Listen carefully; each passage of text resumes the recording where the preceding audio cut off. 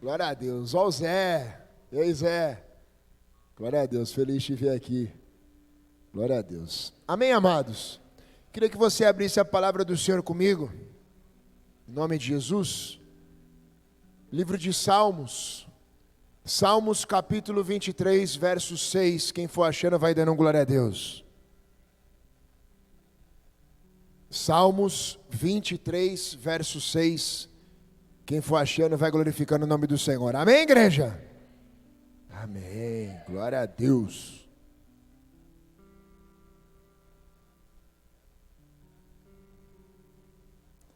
A palavra do Senhor diz assim na minha Bíblia e na sua: sei que a bondade e a fidelidade me acompanharão todos os dias da minha vida, e voltarei à casa do Senhor enquanto eu viver. Em uma versão mais tradicional diz assim: certamente que a bondade e a misericórdia me seguirão todos os dias da minha vida, e habitarei na casa do Senhor por longos dias. Amém, igreja? Curva sua cabeça, feche os seus olhos, em nome de Jesus, vamos orar. Senhor, em nome de Jesus, te agradecemos, Senhor, pela oportunidade de estarmos aqui, Senhor, em tua casa, e poder, Senhor, celebrar o teu evangelho, poder ser participante, Senhor, da tua palavra. Por isso, Pai, em nome de Jesus, eu te peço perdão pelos meus pecados, pelas minhas falhas. Usa a minha vida, Senhor, nessa noite como um canal de bênção, que através da minha vida, Senhor, essa igreja possa ser edificada pela tua palavra. Senhor, em nome de Jesus, que nós possamos, Senhor, experimentar da tua plenitude nessa noite, e que a tua unção, Senhor, esteja sobre as nossas vidas através dessa palavra.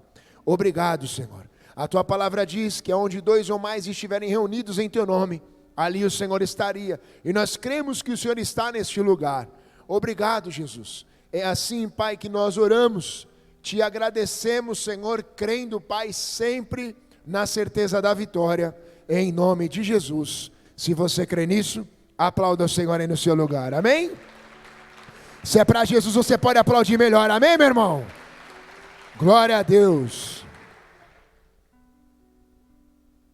Salmo 23, versículo 6, esse Salmos, ele é na verdade um dos salmos mais tradicionais, dos quais nós temos na nossa trajetória de vida.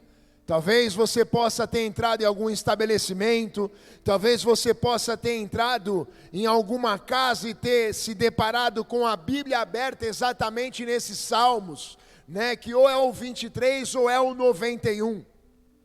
E o interessante desses salmos, principalmente a escrita dele veio através de Davi.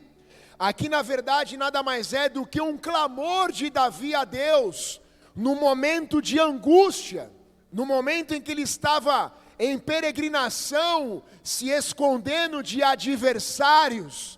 Ele levanta um clamor no período dos versículo 1 até o versículo 5, mas no versículo 6 ele traz uma afirmativa dizendo: Senhor, independente de qualquer situação, eu sei que a tua bondade e a tua fidelidade me acompanharão todos os dias da minha vida, e eu voltarei à casa do Senhor enquanto eu viver. Amém, igreja? E hoje nós vamos falar sobre um assunto relacionado a medo, porque é exatamente a intenção da escrita, o clamor desse salmo foi no momento de angústia, no momento do medo.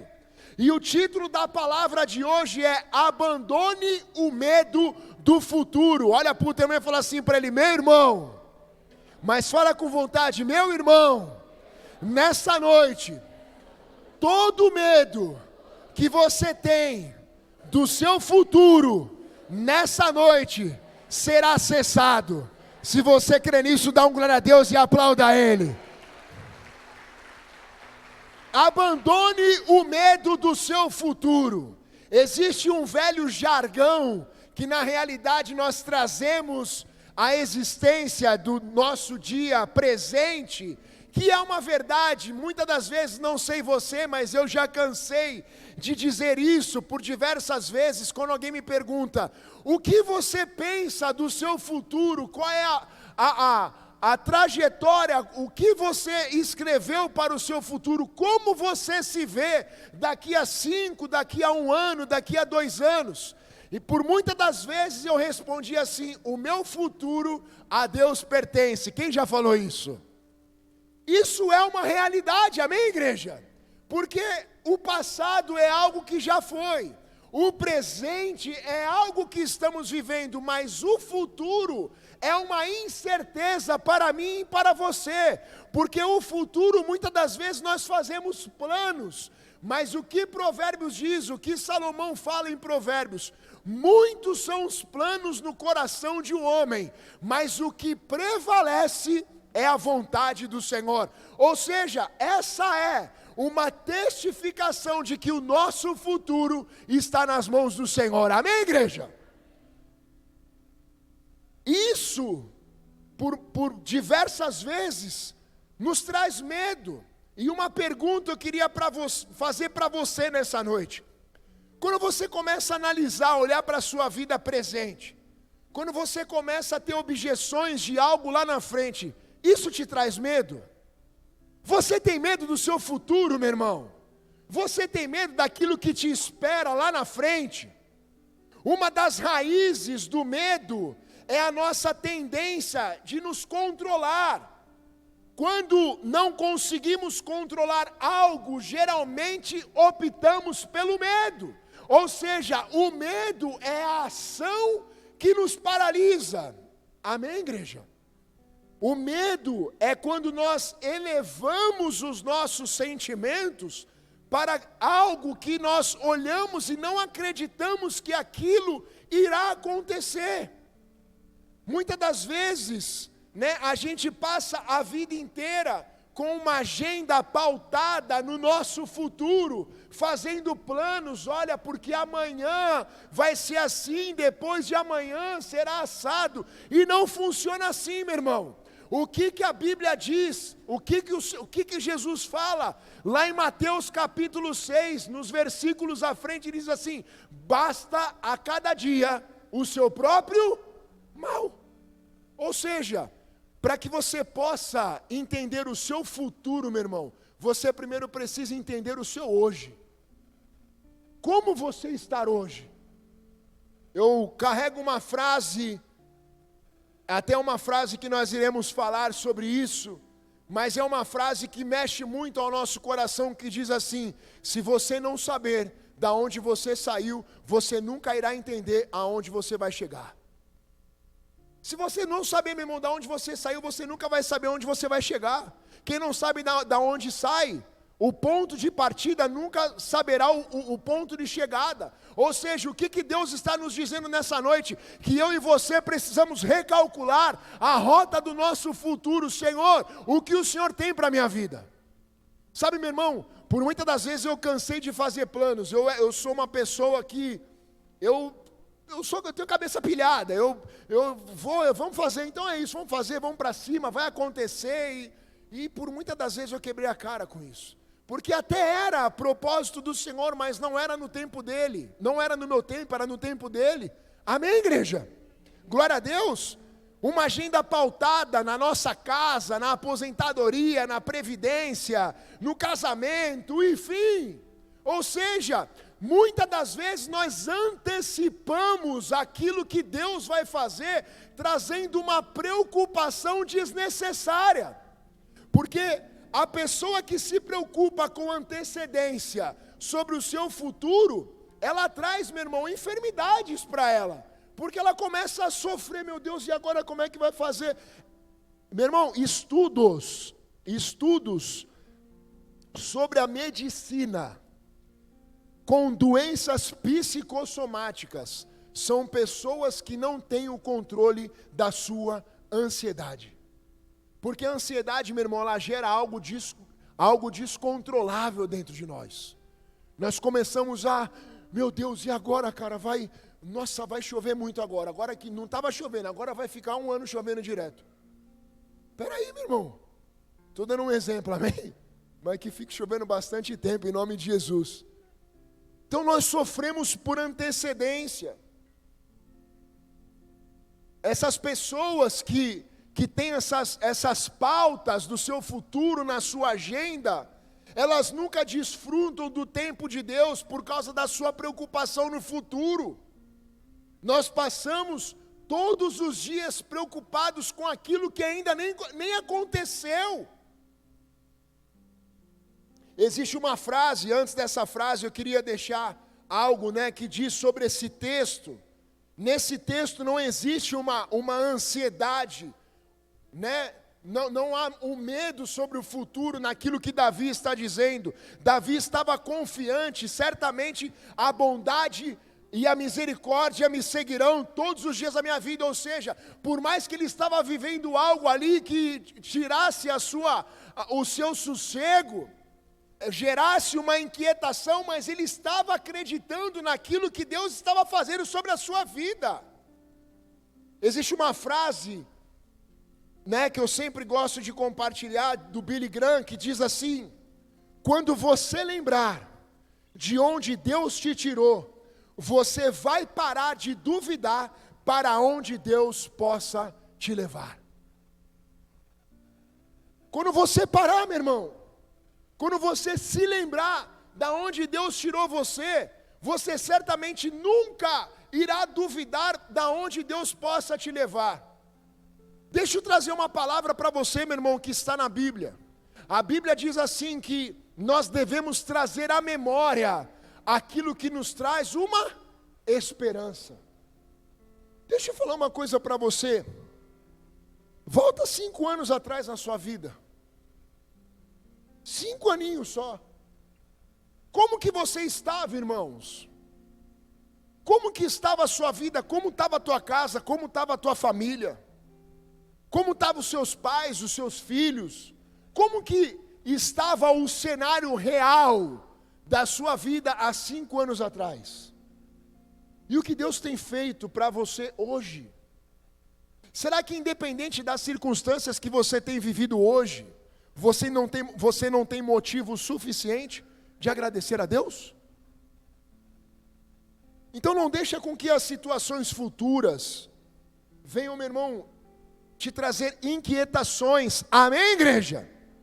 Aonde podemos obter esse tipo de confiança? Eu separei algumas situações, algumas razões pelas quais Deus não precisa temer, pelo qual você não precisa temer ao seu futuro. A primeira razão é porque Deus está cuidando de tudo. Ele está cuidando de você. Amém, irmão? Olha para o irmão e fala assim para ele: a primeira razão é que Deus está cuidando de você. Ele cuida de tudo, meu irmão. Tudo continua no controle de Deus. Nada fugiu do controle do Senhor. Amém, igreja? A segunda razão é porque a graça de Deus está trabalhando em você. Sabe o que significa a tradução da palavra graça, como nós sempre ministramos? Favor imerecível. É tipo assim, Deus olha para você e fala: por mais que você esteja com falta de fé, por mais que você não acredite, eu continuo agindo sobre a tua vida. Por mais que você olhe e não consiga enxergar que aquilo vai acontecer, mas eu digo para você, vai acontecer. Olha para o teu irmão e fala assim para ele: por mais que você não acredite, Deus está te dizendo, vai acontecer. Se você crê nisso, dá um glória a Deus e aplauda a Ele.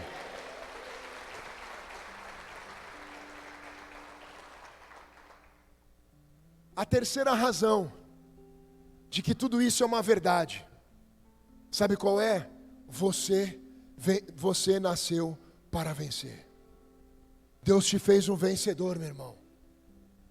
Por mais dificuldade, por mais lutas, por mais que se aumente as circunstâncias sobre a sua vida, Deus te gerou para ser um vencedor. Repete assim comigo: eu nasci. Fala com vontade: eu nasci. Eu fui gerado para ser um vencedor. É É isso que você precisa declarar todos os dias da sua vida. Eu nasci para ser um vencedor. E a quarta circunstância é porque o céu está esperando por você, ou seja, é a certeza que nós temos da nossa salvação. Certamente a tua bondade me seguirá todos os dias da minha vida. E sabe, igreja, separei 3 motivos para que eu e você não venhamos a ter mais medo do nosso futuro. Repete assim comigo. Primeiro, eu estou, falar com vontade de falar, eu estou sendo cuidado por Deus. Esse é o primeiro motivo de você ter a certeza de não ter medo do seu futuro. Abra comigo. Não precisa abrir esse versículo, eu vou ler para você, nós abrimos o próximo. Que diz assim, Salmo 145, versículo 20, diz assim: o Senhor cuida de todos os que o amam. O Senhor cuida de todos os que o amam. Deus, Ele tem importância, meu irmão, com a sua vida. Deus, Ele se preocupa, Ele providencia todas as suas necessidades futuras. Não sabemos o que o futuro está guardando para nós, amém, igreja? Mas uma coisa nós temos que entender, conhecemos que aquele que está guardando o nosso futuro se chama Jesus Cristo. Você não sabe o que o futuro aguarda de você, mas você sabe que o Senhor está guardando o seu futuro lá na frente. Sabe por que Eclesiastes diz, não importa como você começou, mas sim como você irá terminar. O início não tem relevância, mas sim o final. Como você irá terminar, meu irmão? Como será o final de toda a tua trajetória? Para fazer uma análise da sua vida. Quem era você? E quem é você agora? Agora eu faço uma pergunta para você, meu irmão, que por mais que você desacredite do seu futuro, deixa eu fazer uma pergunta para você agora, meu irmão. Como você se vê daqui 5 anos? Qual é a perspectiva de vida que você tem, cara? Será que você já se enxerga com a sua família formada, estruturado financeiramente, trabalhando, buscando a Deus, principalmente cumprindo a chamada que Deus tem para a tua vida? Porque Deus tem algo para você celestial, meu irmão, não é só físico. A nossa passagem por aqui é temporária. Nós precisamos cumprir aquilo que o Senhor tem para as nossas vidas. Sabemos, meu irmão, que Deus está no controle de tudo. Ele nos ama, Ele quer nos ajudar. Ele está dizendo, eu serei como um pai e cuidarei de vocês. Amém, igreja? Olha só o que diz, abra comigo o Salmo 91, 11. Antes de você abrir, olha para o teu irmão e fala assim para ele, Deus está cuidando do seu futuro.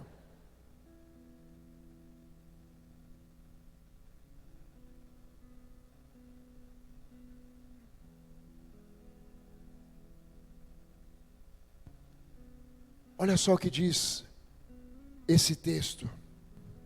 Aos seus anjos, Ele dará ordens ao seu respeito, para que o protejam em todos os seus caminhos. Sabe, queridos, sabe que o que muitas das vezes paralisa o nosso futuro são as palavras. Eu não sei você, mas por muitas das vezes, talvez na sua infância, você escutou talvez de uma pessoa dentro da sua casa, olhou para você e falou assim, você não tem futuro nenhum. Você não tem nenhum futuro, cara. Eu sempre vou dizer uma coisa e essa é uma verdade, amém? Pode falar o que for, meu irmão. A tecnologia diferenciou muitas coisas, diferenciou sim. Mas cara, deixa eu dizer algo para você. A minha infância, a geração de hoje nunca irá experimentar. A minha geração foi a última que experimentou uma infância verdadeira. Cara, você não tem noção, cara. Eu tive infância, perdi um pouco depois com o meu envolvimento com o crime. Mas eu era uma criança, cara, quando chegava essa época de julho, de dezembro, às vezes eu me pego até hoje, porque eu moro lá no Júlio Alves, e eu vejo aquela criançada, meu irmão, o dia inteiro ali empinando pipa. Eu vejo aquela galera assim, às vezes não dá nem para passar para ir para a igreja. Eu falo para a pastora, isso aqui é... Glória a Deus por isso, porque não estão roubando, não estão fazendo nada de errado. Eles estão sendo criança, cara, estão tendo infância. Eu não dormia, cara, eu ficava a noite inteira fazendo pipa e rabiola, porque naquela época não tinha muito acesso de você comprar pipa, que nem a nutelagem de hoje. Antigamente você tinha que ir lá, meu irmão, do meio do mato, cortar o bambu, raspar com a faquinha de pão, e aí no momento que a pipa estava pronta, que você ia fazer o cabresto, ela quebrava. Era muito ruim de fazer pipa. Aí quando ela saía que ficava perfeita, eu falava, agora eu vou esticar a seda. Ia lá no fogão, acendia, tocava fogo no pipa. Quase pegava fogo em casa. Quem já fez isso? Então não foi o Raul do pipa. Cerol, meu irmão. Cerol. A minha mãe só ia se deparar da meia calça no casamento depois da época do pipa. Não tinha derretido. Sabe como é que eu fazia o cerol? A gente pegava, quebrava a lâmpada de propósito, né? Aquelas lâmpadas fluorescentes, moía na lata, entenda só aí vocês aí, que acham que é pipeiro, se liga só. Falava que queimou, quebrava de propósito. Abria aquela lata, peneirava na meia calça da minha mãe, apanhava direto, porque ela procurava as meias e não achava. E a cola que nós usávamos era a cola de madeira que vendia em tablete. Sabe como é que a gente fazia? Minha mãe não gostava porque ficava um cheiro insuportável. Cortava a lata do óleo lisa, soia, né? Fazia uma base de madeira com 4 pregos, botava uma latinha cortada a álcool e fazia aquilo de fogareiro, para esquentar a cola e juntar com o vidro moído. Era 500 jardas, meu irmão, só de cerol. Já passava descarregando. Dedo então era todos cortado. E fora as tretas, né, irmão? Esses dias eu vi um menino correndo na rua com bambu para pegar um pipa. Naquela época os caras batiam se tu corresse com algum pau. O legal de pegar o pipa era na mão, irmão. Por isso que eu falo. Dos 40 para trás, quem viveu, meu irmão, sabe o que eu estou dizendo? Foi a geração mais top, peão. Pegava os esmaltes da minha mãe para pintar o peão. Passava a vela na fieira. Para aprender mais. Eu tive, meu irmão, infância, eu vivi mesmo. Mas por que perdemos isso? O nosso futuro, as nossas crianças, por isso que eu digo pai e mãe. A tecnologia ajudou muito, sim ou não? Mas você precisa ensinar os seus filhos, meu irmão, sobre aquilo que você viveu lá atrás. Cara, eu postei esses dias no grupo dos homens. Hoje se chama antisséptico, olha que lindo. Antigamente era o mertiolate, cara. Quando você via aquela pazinha toda quadriculada, era a mesma coisa que você vê um demônio na frente.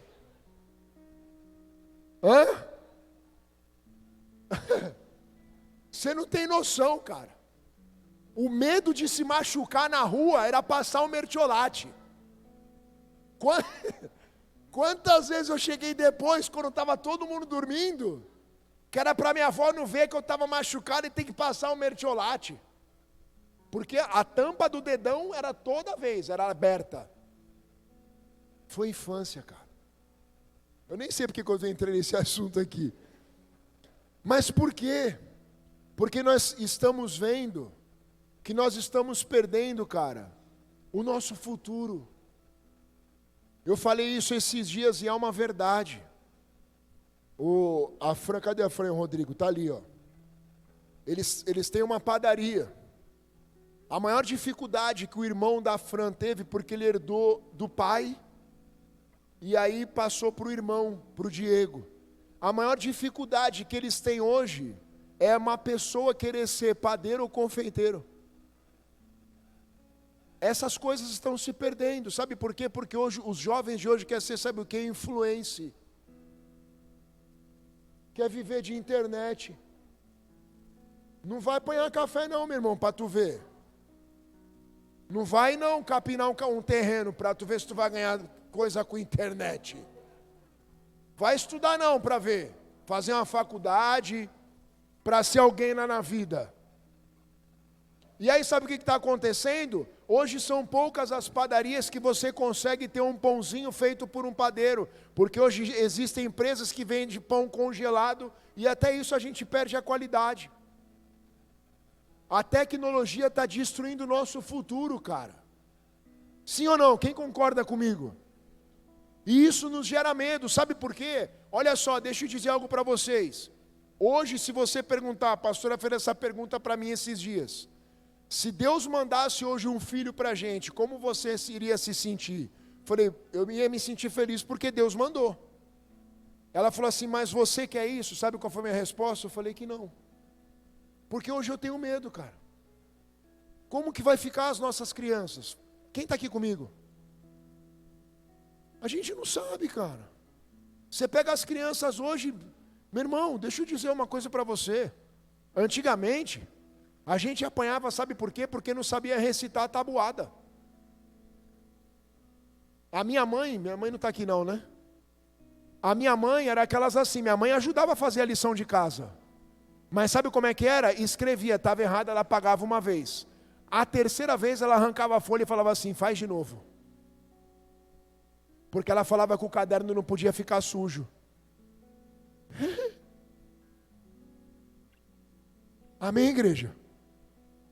Olha o que diz Apocalipse, capítulo 5, versículo 11. Então olhei e vi a voz de muitos anjos, milhares e milhares e milhões.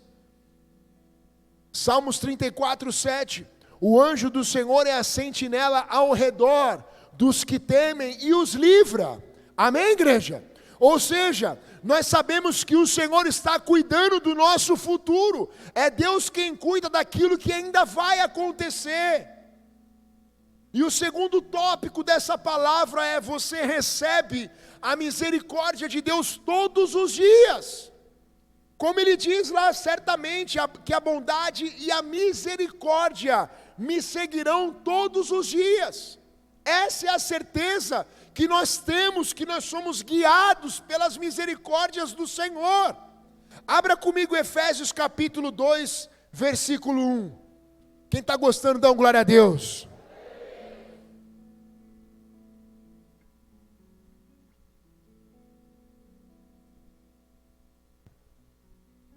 Esses dias não sei o que foi que eu perguntei para a galera do Flow, cara. Eu não lembro, eu sei que foi um negócio assim, eu falei, você não vai lembrar o que é isso. E cara, eu estava vendo um vídeo esses dias, eu até chorei, cara, porque eu falei, cara, que demais. Hoje, as provas, na maioria até nas universidades, são feitas por computador, cara. Antigamente, eu chegava, a professora pedia para chegar mais cedo, porque eu era o maior da sala, e ela era pequenininha, ela não aguentava carregar o mimeógrafo. Aí ela melava aquilo de álcool e ficava rodando as provas. Ficava todo mundo louco na sala. Mó cheirão de álcool. Quem pegou a época do mimeógrafo? É tremendo aquilo, meu irmão.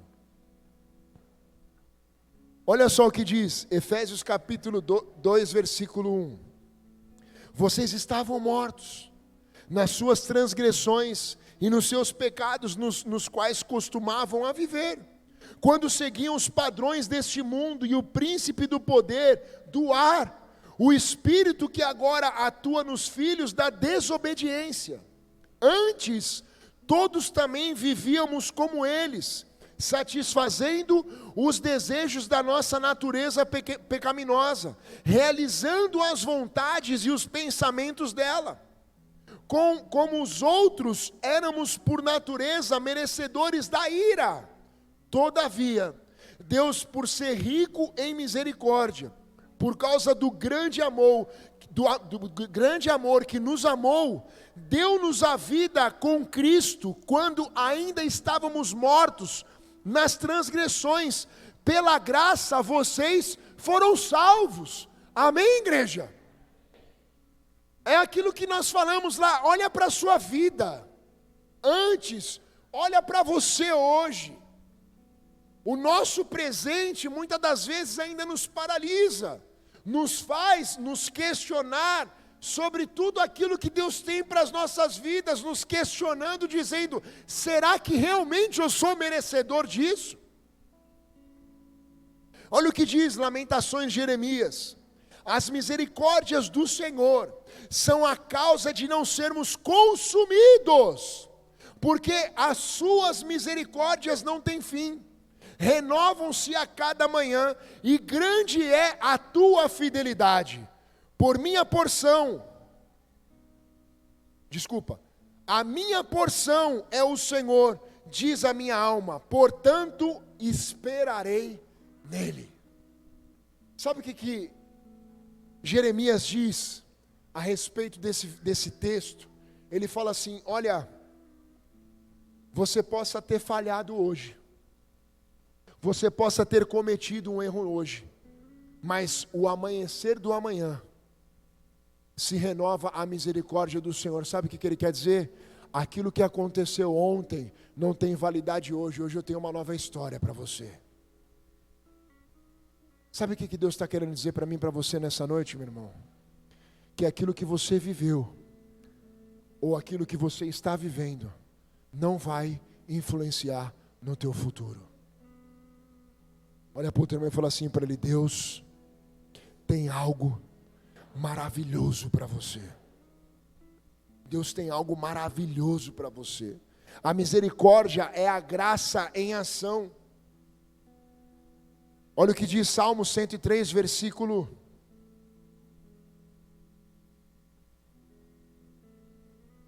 103, acho que eu anotei certo. Não se esqueça de nenhuma de suas bênçãos.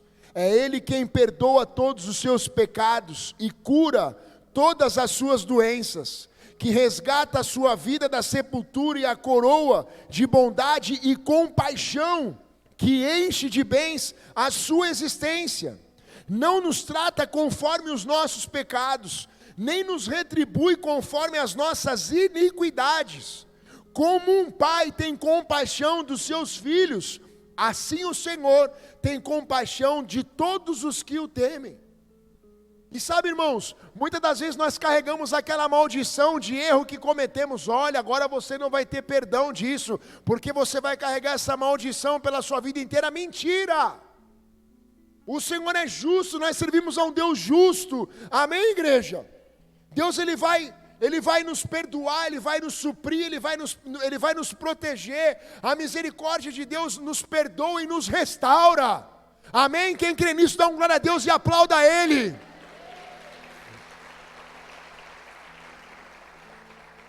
Sabe por quê, igreja? Terceiro e último tópico da palavra. Você nasceu para vencer. Nós nascemos para vencer. Romanos capítulo 8, versículo 37, mas em todas as coisas somos mais do que vencedores por meio daquele que nos amou. Nós somos vencedores, meu irmão. Nós iremos conquistar todas as promessas que Deus tem para as nossas vidas.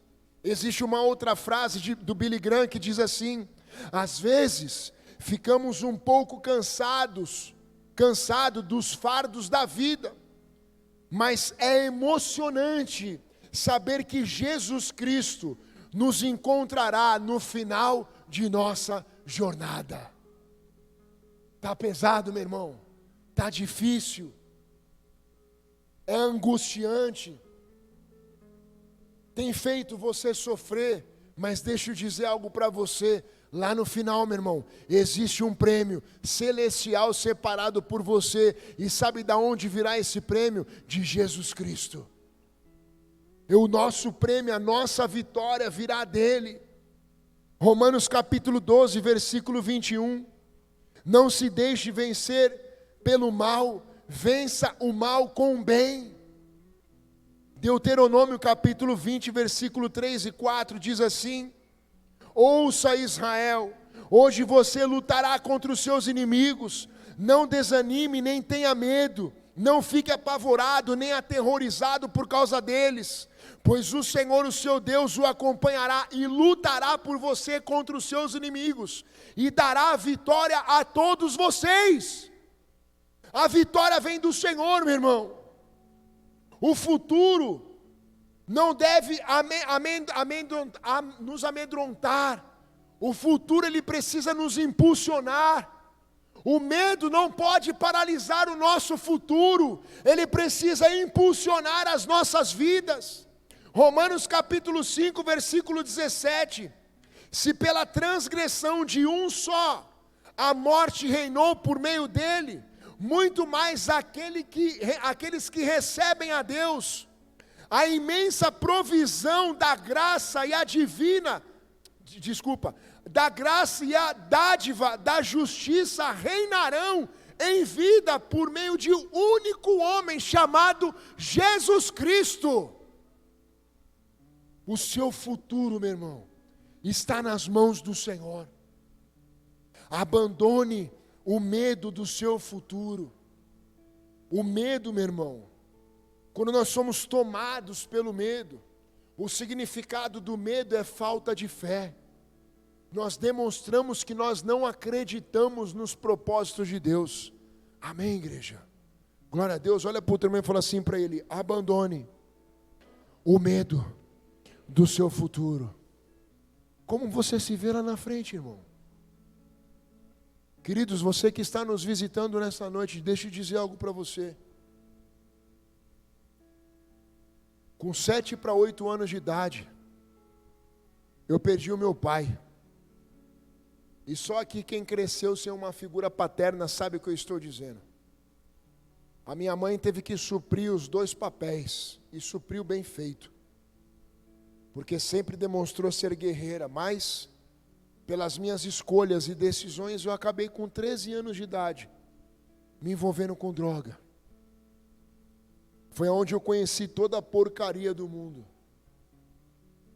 Com 23 anos de idade, eu fui resgatado pela misericórdia do Senhor. E se hoje eu estou aqui, meu irmão, eu sou a prova do milagre vivo de Deus. Porque se existe um fundo do poço, eu cheguei nesse lugar. Você não tem noção de como foi a trajetória da minha vida. Eu nunca me imaginei estar em cima de um lugar como esse, compartilhando uma palavra. Sabe por que isso está acontecendo? Porque o nosso futuro não está em nossas mãos, o nosso futuro está nas mãos do Senhor. Enquanto muitos diziam que eu nunca iria conseguir, o Senhor estava dizendo: eu estou preparando um futuro para você, eu estou preparando um futuro para a tua casa, eu estou preparando um futuro para o teu casamento, eu estou preparando um futuro para os teus filhos, eu estou preparando um futuro para a tua empresa, eu estou preparando um futuro para a tua vida. Se você crê nisso, dá um glória a Deus e aplauda Ele.